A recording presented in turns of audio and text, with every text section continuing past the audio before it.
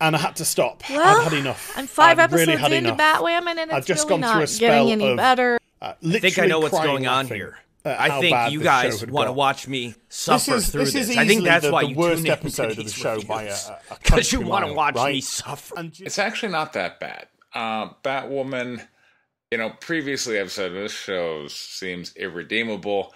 This episode, I think, was actually the strongest of all the ones they put out so far. So this is episode 5. Mine is a long and sad tale or something like that. But it still suffers from the same problem. That's poor writing. Alice's motivation previously has been, I want to do bad things to Gotham, particularly to screw over my father who abandoned me after that car slid into that frozen river.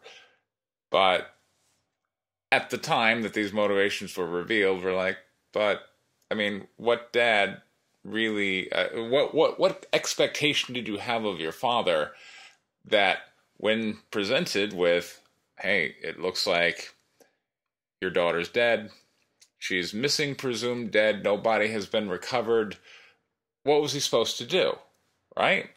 Well, this episode, we really get very specific here about what's going on and what specifically happened to Beth, who then turned into the sinister Alice. And it's, I gotta say, it's really compelling. Like, this episode, I was like, whoa, it really made me think, like, I'm gonna have to go back and change my opinion and say that, you know what, this show is actually pretty well written. Oh, they were so close. Missed it by that much. All right, so, but I do got to give some props, and I do got to say some scenes were entertaining. Rachel Skarsten, who's portraying Alice, just does a great job. Like, every time she's in front of the camera, particularly here where she's relating kind of like her backstory of trauma, me as a dad of a daughter, like women relaying trauma, like, oh, and and she's just doing it so well, and this kind of sinister edge to it. I liked it. It was pretty cool. And yeah, I'm sorry to throw some stones here, but Ruby Rose's portrayal of Batwoman is just boring. She's very bland. She's got a very limited range. For the most part, she just sits back and spouts feminist nonsense on occasion. The adventures of feminist dude bro continue on. But, so, let me go over the plot of the episode. So we start off, and Alice is stealing skin. Now, we find out that there is this other person that she was in captivity with, who needs skin for his face on kind of continual basis. That doesn't necessarily make a ton of sense. Nor, by the way, does it make sense why she wouldn't be blaming him for being in captivity, and we'll get to that later. But again, it's poor writing keeps bringing the show down. Like, Alice's motivation ultimately doesn't make sense. There's a lot of, fire and drama there, but it really doesn't mean anything when you kind of take a step back and go, well, why is she so pissed at her dad? That doesn't mean much. But so she's stealing skin, and Kate Kane is like, aha. So she goes out, and there's this pretty cool fight scene where she takes down Alice and all the bad guys because she got some night vision, not goggles, as I want to say Luke Cage, but that's not his name. Not Luke Cage. I keep wanting to call him Luke Cage, but Luke Fox, who's handing out the gear. So he gives her these night vision things, and these allow her to go and dispatch Alice and the gang. So, okay, cool. So now we've captured Alice yet again. And this again is where we have poor writing, and that's that Kate Kane is just continually manipulated by Alice and just keeps letting her go, or allows Alice to put her in situations which cause Alice to escape, and in this particular case, allows Kate to be captured. And again, we're setting up more adventures of feminist dude bro, where Kate is just dumb as a box of rocks, and just everything happens to her. I'm going to do more with that on this episode. That you're going to have to wait a little bit. That's going to be later in this vid. But, so she captures Alice, and she's like, all right, what's up with you? And Alice is like, I'll tell you, but you got to take me to this very specific diner. So Kate Kane, of course, just Feminist Jude Bros, like, okay, sister, no problem. Diner. So throws some handcuffs on her, puts her in a car, and they drive down, and now they're sitting here talking in a diner while, you know, the Alice character has her hands cuffed. There's really weird things that go down in this diner that should give people pause, but whatever. So, all right, and you know, I really just want to show you just kind of the highlight here. I think this is pretty good acting here on behalf of Rachel Skarsten. In fact, I'm going to go beyond pretty good. I think this is compelling. Check this out. Here. Right. Talk. And what does this place have to do with anything? Well, when your life unfolds into a nightmare, you pray your dreams will take you elsewhere. I used to dream of running away with you to a place like this. And then my hunger would wake me. Alas, it wasn't meant to be. This would be entirely easier with 2 free hands. You're my sister, Alice. We spent half our lives together. Where did that person go? Down the rabbit hole. Down the rabbit hole. And, you know, the rabbit hole costs extra. So, there's that. But, you know, that's a pretty good portrayal. And, like, okay, we're kind of setting up for, oh, wow, now we're going to find out why Alice is all messed up, you know, when she used to be Beth, but now she's this evil Alice. And so, you know, she tells the backstory of, oh, yeah, I was this little girl, and all right, let's go ahead and roll that. So, yeah, she got rescued by these people. Your dad said he called the police. Report. Why don't they know I'm here? And then, you know, me as a dad, here, I'm starting to get a little anxious. I'm like, oh no, they're doing bad things. This young defenseless lady is being, like, this seems just compelling. Like, and, you know, we have a young actress here portraying this. I looked up her name, Ava Sleeth, who did a good job, so hats off to Miss Sleeth. A really compelling scene and a good setup here, so pretty good. And then, oh, this part right here. Skin, oh no, and face, and it's good, right? I mean, look, oh, come on, this is the CW. What were you expecting? But look, I was pretty satisfied so far. And then we come back, and now it's discovered, lo and behold, that Alice somehow has some kind of strange influence at this restaurant, and so the waiter has drugged Kate Kane's tasty beverage. What did you do to me? Boom, and so, like, I guess everybody else in this diner is just kind of okay with this handcuffed woman standing up and rifling through this unconscious woman's pockets, and then I guess, like, firemen's carrying her out of the restaurant. Like, when you really stop and think, like, what on earth are the patrons and owner of this restaurant, like, doing?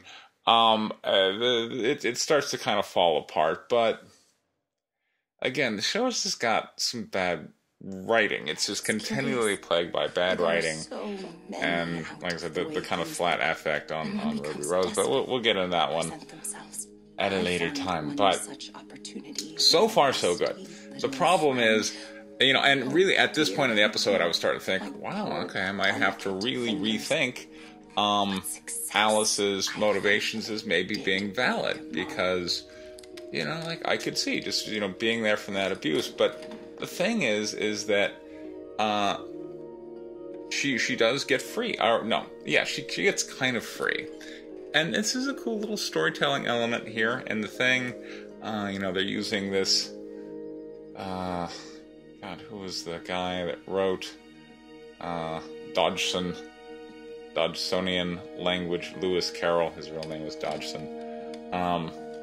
You know, language in portraying that, you know, she gets out and she makes a phone call, and then the dad, but the thing is, the dad is so Johnny on the spot. Within an hour of receiving that phone call, he traces it, which you can't actually do, but whatever, this is, kind of superhero-y fiction. He traces it, and he's there within an hour with young Kate in tow, and they barge into this house, and they are just, they're looking for, and, I mean, look, as a dad, I was, because, look, I was worried, being a father myself, that the show would portray dads as just being this weak, ineffectual, what's that? Oh, my daughter is missing, I got a phone call from her, I don't care. But no, this dad is Johnny on the spot, man. I was proud. I was giving him props. I'm like, from dad to dad character, you done good, son.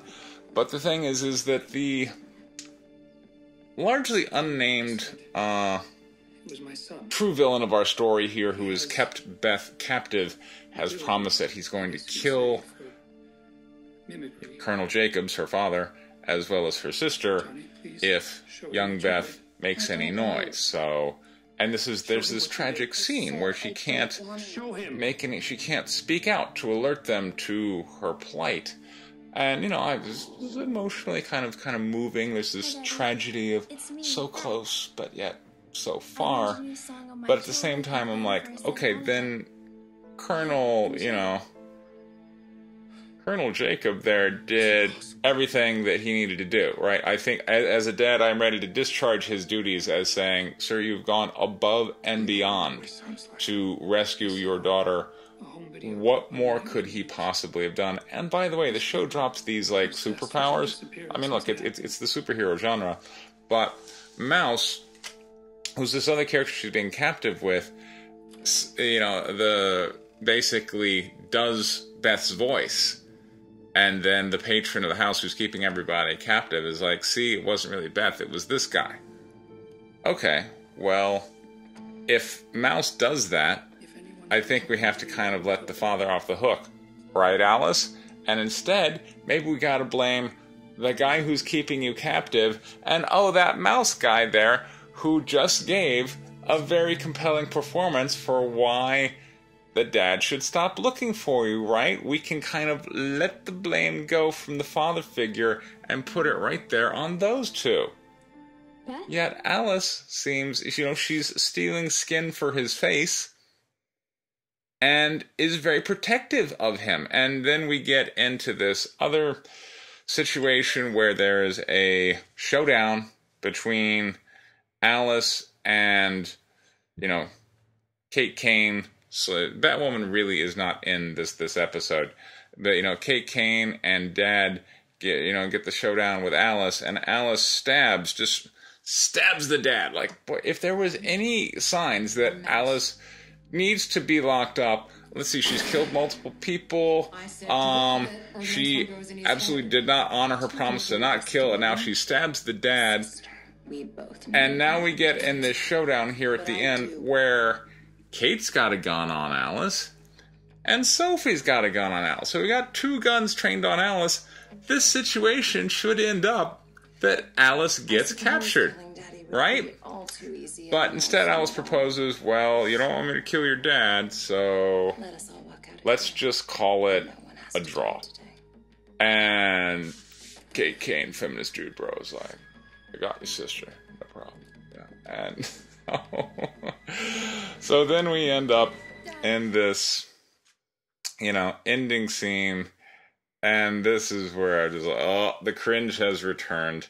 We've now got the dad who's hanging out with Kate, because apparently being stabbed is just kind of a walk it off kind of thing. And Kate is now harboring all this guilt because she was unable to feel the psychic connection to her sister in that house. Like, of all the things you could be feeling guilty for, like, instead, shouldn't it be like, my sister was so crazy that she came up with this idea that I should be able to psychically sense her. Like, but, oh, no. Instead, Kate Kane has taken this to heart. Like, basically, whatever Alice does or says, Kate Kane just goes, oh, yeah, you're totally right. So, there we go. Adventures of Feminist Dude Bro. Coming at you. Here you are. I can't believe I couldn't feel her through a psychic connection that she told me I should have had. She's right. I totally should have been able to sense her. Oh, hey, Dad. You're out of the hospital. Yeah, getting stabbed is kind of a walk-it-off thing. What's up? I'm just sitting here feeling bad. Why? Because I couldn't sense my sister. Well, she was in the house and she didn't say anything. There's no way we could have heard her or anything. Yeah, but I could have had a psychic connection to... What? A psychic connection. Your sisters have that. Since when?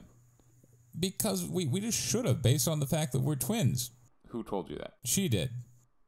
And you believed her? Dad, it's sisters. Okay, so let's say that you had sensed her. Wouldn't you be in the same situation as if she would have called out? I mean, really, it seems an awful kind of strange thing for her to hold a grudge about, don't you think? By the way, how exactly did she escape, given that Sophie had a gun trained right at her head, and you had a gun trained right at her head? Well, she had a knife on you. You could have just shot her in the head. That would have been the end of the threat. But she's my sister. Okay, so let me make sure I understand this. You've spared her life and let her go multiple times, but the fact that you couldn't sense her means you're going to feel bad about it? Yeah, Dad. Men just don't get it. Damn mansplaining. So, that's it. That's episode 5. Mine is a long and sad tale. It's not good, but for Batwoman, it's great. And it's, it gives me some idea that maybe this series might get better. Although that poorly written villain motivation is just plaguing the show. God, they got to do something about that. I don't know. They got to retcon it to be something else because it's just bad. It's bad, bad, bad. And Kate should look at Alice's motivation and go, "You crazy.